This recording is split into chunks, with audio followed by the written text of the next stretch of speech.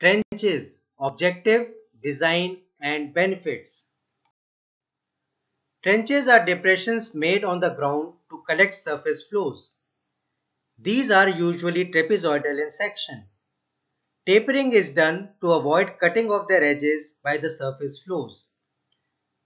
Tapering may vary from 1:2 to 1:5. For clay soil, the slope is 1:5 and for sandy soil, it is 1:2.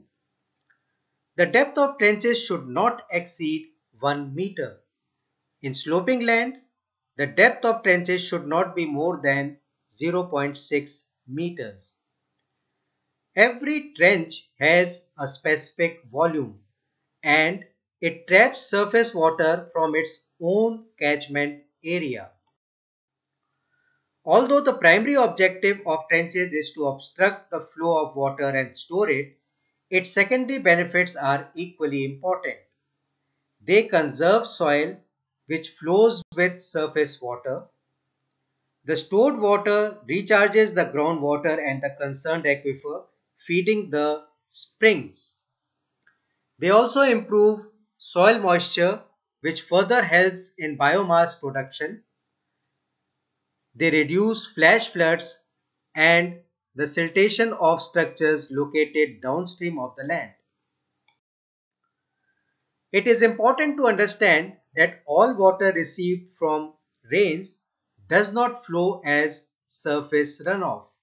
Some water is obstructed by the soil surface and is absorbed into the ground.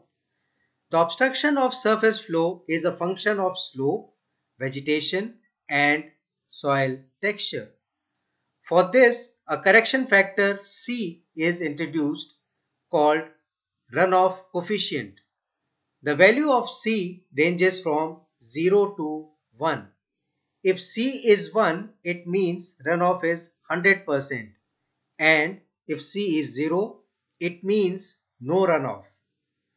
The values of C for different land use, soil texture, and slope is provided in the table. Now we try to understand the concept of trenching by an example.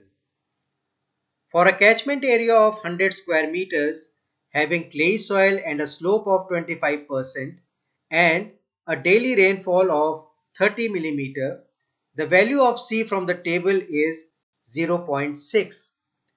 The volume of surface runoff will be 1.8 cubic meter as calculated in the slide. Now for similar conditions, if the soil is sandy, then the value of C is 0.22 and the surface runoff will be 0.66 cubic meter, almost one-third of the previous case. This means that more number of trenches of the same size will be required in clay soils as compared to sandy soils. Therefore, it is essential that trenches are designed in a way that their full potential is utilized. This will also save on expenses. Based on soil texture and slope, the size of trenches, their numbers, their spacing, and storage volume of trenches per hectare will change. The table in this slide is for the clay soil. The table shown in this slide is for loamy soils. And the table in this slide is for sandy soils. These tables are for reference in the field and have been prepared based on 30 years of experience in different parts of the country. From the above tables, it is clear that for a particular slope, the number of trenches per hectare is more in clay soil than in loamy or sandy soils. It is also observed from the tables that as the slope increases, the number of trenches also increase, but the storage volume decreases.